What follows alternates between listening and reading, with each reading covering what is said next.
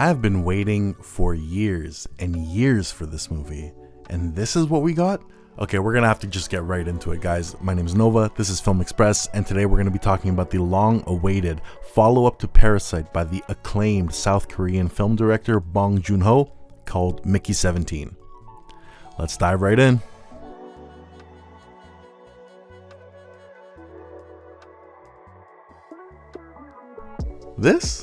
This is what you follow a Parasite with? You win a Best Picture for a foreign film the first time in history, and you follow it up with Mickey 17? I'm not even mad, I'm just so disappointed, I'm so confused. This doesn't make sense whatsoever. I'm starting to believe that the Oscar curse is very, very real, because this is not the same director who made Parasite. This is not even the same director who made Snowpiercer or Okja. This is such a huge fall off in terms of quality from those movies. The person who made this feels like an amateur child of a filmmaker, and the person who made those other movies is one of the best directors of all time. So something's not clicking here. This could have been so good too, but Mickey 17 is a messy, ham-fisted, juvenile, surface level film that might have the occasional funny scene. It has some cool world building and it has some unique concepts, but it fails to utilize any of those great qualities to make for an interesting film. All that to give us a story that is not memorable. It doesn't even touch within miles of its own potential, and it ends up being something that is so forgettable. As soon as the credits roll, you've moved on. Like, there's nothing about this film that makes it a worthwhile watch. Like, I had a feeling that this would be more Snowpiercer and Okja than Parasite and Memories of a Murder, sure, but I didn't think that we would get something this silly and this goofy and this just genuinely terrible. This is one of those films that the more I think about, the more discouraged I get, because Bong Joon Ho is one of my favorite directors. He's directed 4 films that I consider 5 out of 5 masterpieces. So it's so disheartening that he directed this. And this is what he followed up Parasite with. It just doesn't make sense to me.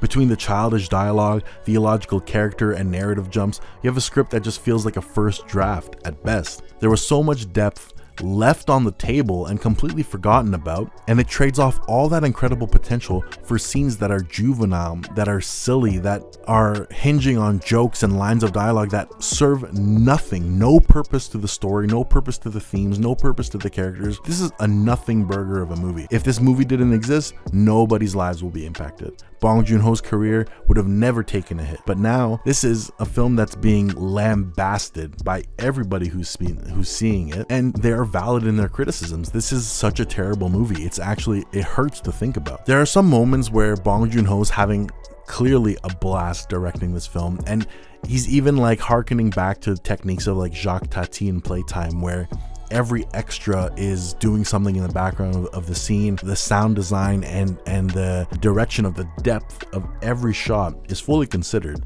So you have these scenes where something's happening in the foreground with the main characters, but in the background, like something really chaotic and hectic is happening. And that can be funny and entertaining at times, but it's ultimately just, it's like somebody's just practicing making a movie instead of actually making a story worthwhile. I think this is trying to be like a satire, but it doesn't have the sharp pen or the perspective or the message to make a satire worthwhile. It ultimately ends up being something that's so droll and boring and ultimately like elementary that none of the ideas have a lasting value. It just feels like something was lost in translation.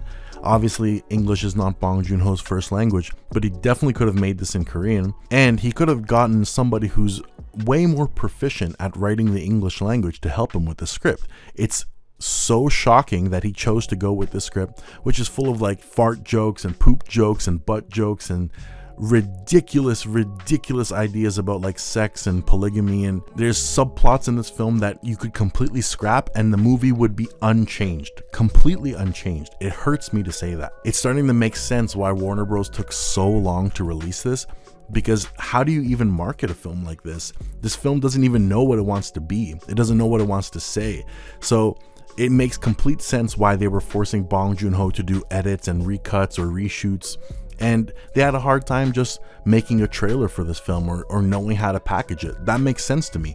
If somebody showed me this film and told me to release it and produce it, I would not know what to do with it. I would tell them that this is an unfinished product. Bong Joon Ho, again, one of the most fascinating directors working in the industry right now, But instead of giving us something of quality, especially after winning a Best Picture, he gave us something like this that is ultimately like something you would see on TV on a sci-fi channel at 3 a.m. It is just such wasted potential, because apparently the novel is full of these ideas and full of these incredible moments that make for a story that is worthwhile, and yet anybody who's read the novel is saying that all of those elements were stripped back in favor of a story that is lacking all the punch that is required. We have philosophical themes about mortality, the endless cycle and spiral of death and rebirth, split personalities. We also have like this anti-capitalist, anti-political, anti-Trump message as well. There's also this anti-colonization and anti-individualism ideas, and they're all in this like pot boiling together, just knocking together, never really coexisting and never really giving us a full-fledged, well thought out, well considered moral or theme or takeaway, which just shows that this really needed some more time in the oven. Like, this is an undercooked, underdeveloped story written by somebody who really rushed to production. This was going to be like the first of many great films coming out in 2025 from fantastic directors. Seeing this now is getting me a little bit discouraged. I'm just hoping that the rest of the films coming out this year are going to be much better than this. We have Bong Joon Ho tackling this anti-capitalism theme again. This is now the third or fourth time in a row that he's done these themes, and he's done them better in Parasite and in Snowpiercer and in Okja. So it absolutely makes no sense why he would even attempt to do them here. It's so shallow, it's so like surface level, it's such a nothing idea. And we know Bong Joon Ho can like shift genres and shift tones incredibly easily, and he does that effortlessly, right? He's done so in Parasite, like that moment where they go into the basement for the first time.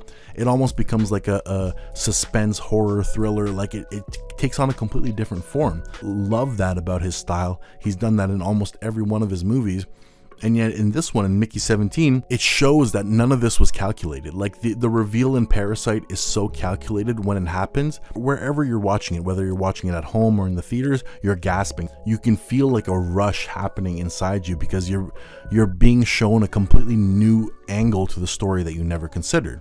Mickey 17 doesn't have anything like that. Mickey 17 is full of tonal shifts. It's like a roller coaster ride, but it has no payoffs. It's full of ups and downs, but they're very disorienting, and they are very aimless. It's a film that has no purpose, and I hate to say that. I hate crapping on movies by really good directors, especially ones that I had a lot of faith in and I had a lot of hope in. Like, this was supposed to be one of the most hyped films of the year. When you give me something like this, underdeveloped, undercooked, silly, juvenile, childish, I have to point out all the flaws in this film, and there are many flaws in this film. A lot of the jokes absolutely did not land in this movie. I saw this movie twice in the theaters before doing this review. Both of those times you could hear a pin drop at moments where I'm positive Bong Joon Ho thought he was being a comedy master. There was nothing hilarious about this movie. There was nothing funny about Mickey's story and Mickey's interactions with himself. It was all just so forced, and there were so many moments that were so contrived, so formulaic, so cliched, so lame. The film had like 5 Deus Ex Machinas, which is basically like a moment in the plot where somebody's back is against the ropes and they're about to like meet their end or meet their demise, and at the last second somebody comes out of nowhere and saves them, or somebody comes out of nowhere and distracts the enemy from going on with their plans. Like, okay, if you're gonna use that once in a movie, sure, go ahead, but if you literally have 4 of those moments in one movie, you're not a good screenwriter. Like, you really rush this product. This is an adaptation of a novel, so I can't really knock Bong Joon Ho for giving us an underdeveloped story, because he's written some incredible original films. Parasite, just in itself, has earned him a level of respect from me. But if you follow up Parasite with this much of a steep drop off in quality and tone and purpose, I just can't hold back. There were so many moments in this film where they were introducing ideas that could have made for some incredible cinematic moments, and they completely neglected to either expand on those ideas, or they just forgot about them. They would set them up in Act 1, and we would never hear about them again. Yet in my mind, these could have been avenues for incredible narrative moments, and I'm going to dive into that. I want to dive into how I would fix Mickey 17 if I was on the writing team, because there are moments in this film where we could have really gotten a classic. but Bong Joon Ho was more interested in giving us silly jokes than actually diving into the potential of these narrative moments that he's sprinkled in. The ingredients were there. You just had to actually hone in on them and make something worthwhile out of them. But he never once did. And it's just laughable. And it does not get a pass out of me. This is like a 2 out of 5. This is like a 4 out of 10 at best. Okay, we have like so many scenes of like Mickey talking to himself, or like Mickey just reacting in ways that no human being would ever react. Moments of huge exposition where like the characters are literally just telling you what's going to happen, and then it happens. There's no element of surprise. There's nothing here. Cinematically, there's nothing here. It's so devoid and empty of quality. Like, it blows my mind that this is the same person who made some of my favorite films of all time. Mark Ruffalo plays a mix of Oprah Winfrey and Donald Trump in one of his worst performances of his career. Toni Collette is just hamming it up in every single scene. Robert Pattinson, like, he was not good here. Like, there are moments where he's supposed to be portraying like anger and fury, and it was such a bad performance. Like, I could really tell that he did not know what to do with this movie because nobody was directed well.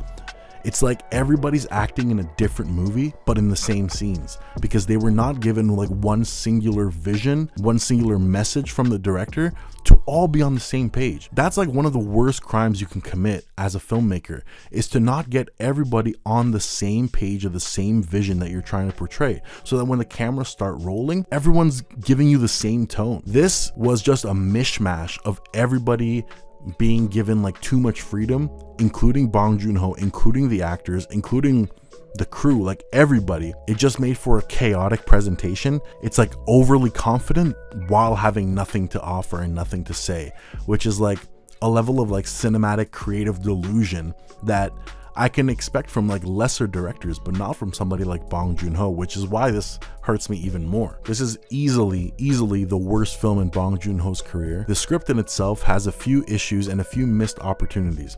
So when I think about how I would fix Mickey 17, here are some of the ways that I would fix this movie and shape it up into making it a better film and a more well-rounded, fully circular story that pays off in droves. There's a lot of things that the narrative just failed to explore, or that it's set up and then it just completely forgot about by the end of the film, and here are some of them. The film makes a big point to talk about calorie expenditure and the conservation of energy, saying like they can't have sex or they can't, you know, engage in physical activity because everyone's trying to conserve calories and conserve energy on the ship for an eventual period where they can all consummate and repopulate the planet, right? That is mentioned once in the film, and never once for the rest of the film is it brought up that people have to be mindful of their energy, have to conserve energy, or that there are certain things that they can't do because that they're avoiding spending calories. It did nothing with this idea other than to mention it once in a line of dialogue and then completely ditch it again. This is a minor change I would make,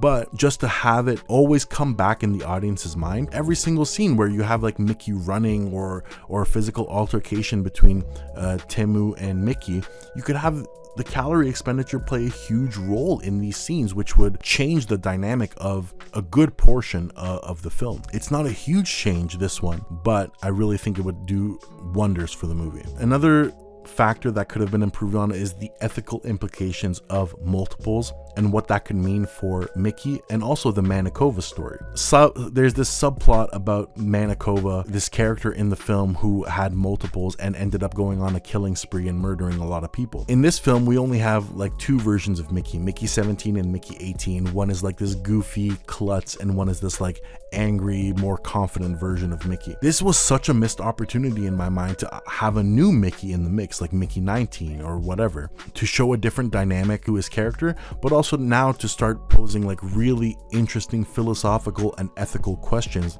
about what it means to have multiples. Like, who gets the reward for things accomplished? Who gets punished for crimes committed? We never even see Mickey 17 and Mickey 18 have too much agency. They always have the same goals. They're always on the same side. There's really no conflict except one scene where Mickey 18 wants to commit murder and Mickey 17 tries to stop him for all of like 2 seconds and then completely goes along with it. We have these extremely shallow ways to show that they're different personalities, but we're not doing anything with the fact that we've created these multiples in this universe. Either having them clash more would be fantastic, but also touching upon like ethical problems, the legal problems, the impact that it has on the world around them. There's so much you could do with the fact that there are multiples in this world where multiples are so illegal and so frowned upon, and if a multiple is discovered, then they're killed. And yet multiples are discovered here, and not once are they killed. Like it just doesn't come up again, just like brushed over, and like it's just like it's a rule, but like we don't really care. Like it's so silly to me. I can't even believe that this script went to production. Like, producers are not reading scripts these days. Are they just funding things like willy-nilly? I don't understand it. Another idea that the film sets up in like the very first scene where Mickey comes to the facility are this idea of like memory bricks and memory wipes. They spent so much of the story explaining the fact that the Expendables memories are stored in a memory brick, and that at any point Mark Ruffalo is threatening to wipe Mickey's memory multiple times. In the first scene that Mickey goes to the facility and he's being introduced to this whole program, he mentions having like a deja vu. He mentions like the smell is familiar. He mentions all these things, and yet you never once thought to have the ending where his memory is wiped and have him come back to the facility after being exposed to the outdoors and have him like re-enter this cycle. So the first scene could have been the last scene, and it could have been a whole loop of a story. We're seeing Mickey 17's story. They could have done so much more with the memory wipe thing to make it Mickey 18, Mickey 17 story. Make it so that at the end, his memory is wiped, he becomes this normal guy who doesn't know he was an expendable, and he somehow comes back, can play on these ideas of like destiny and fate and what we're meant to do and our purpose in life, our individuality. None of these ideas are explored. If you're setting it up that the memories can be wiped, it's like Chekhov's gun. You're literally setting it up. In the third act, Mark Ruffalo and Toni Collette's character were threatening to wipe Mickey's memory in that scene, and they never once did it. God knows why. And instead the story just wraps up so easily. Like, the good guys win, the bad guys lose. Like, there's literally nothing at stake, and Mickey is the one who like gets to blow up the machine that creates these duplicates. Like, it's all like such a like a nice little bow on the top of the gift wrapping. Like, it's just so easy, it's so lazy. It's like it's so scared of its own ideas. I hate when a movie is scared of its own ideas. You literally are talking about memory wipes in 3 or 4 different scenes, and yet you're not even confident enough to do it in the story. Look, in my opinion, if the story had ended with Mickey trying to stop Ruffalo's plans and then getting his memory wiped, getting stuck in the Arctic, living with these creatures for however long, and then coming back to the facility all this time later, only for us to realize that it was back at the first scene where he's being introduced to this whole idea and being inducted into the program of the Expendables, that would have been such a better movie to me. I almost can't believe that they missed this opportunity. It's like right there when you literally look at the script. It blows my mind. It actually blows my mind. So then we have these creepers, these creatures in the film, and that's another missed opportunity for me, because the film tries to humanize them by giving them a sense of humor and an ability to lie and tell fibs. For example, these creatures, these creepers, are an allegory for like the indigenous people of the land, right?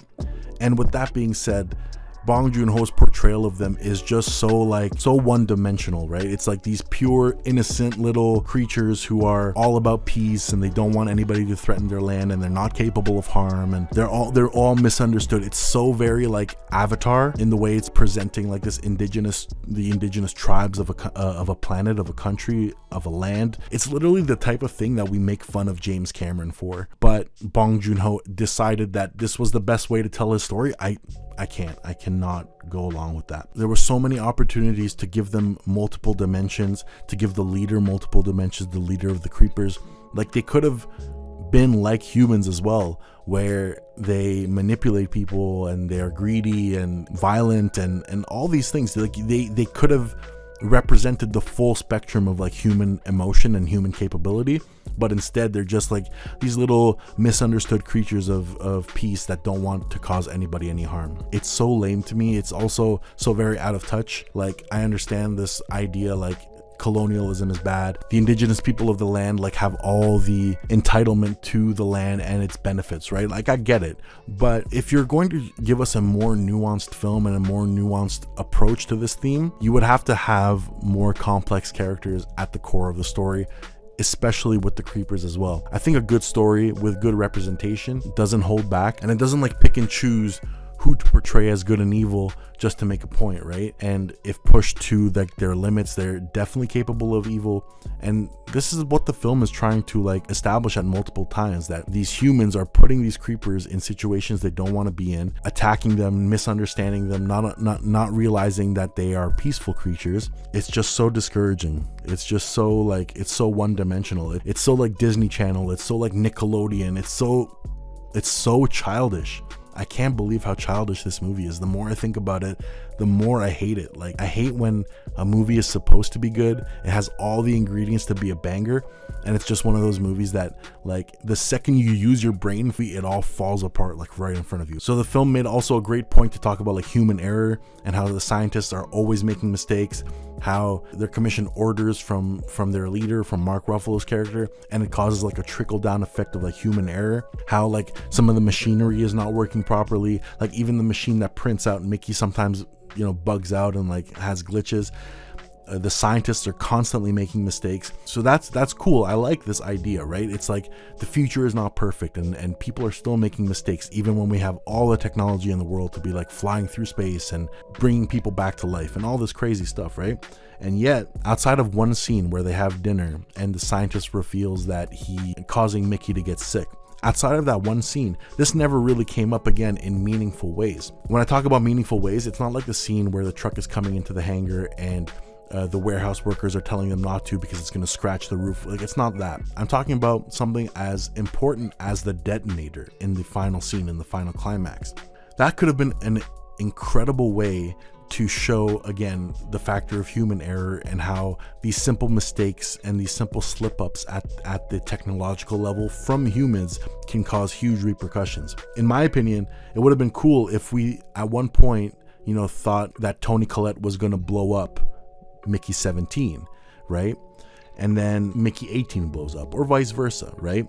I think it could have been so interesting to have it play with our expectations again, but also drive home this idea that the detonator was made flimsily, quickly, by the same scientist who's made multiple mistakes, who Mark Ruffalo tells him to stand tall in his failures a few scenes just before that. And then yet never again in the film after that one scene does that come up. It's just a bunch of missed opportunities.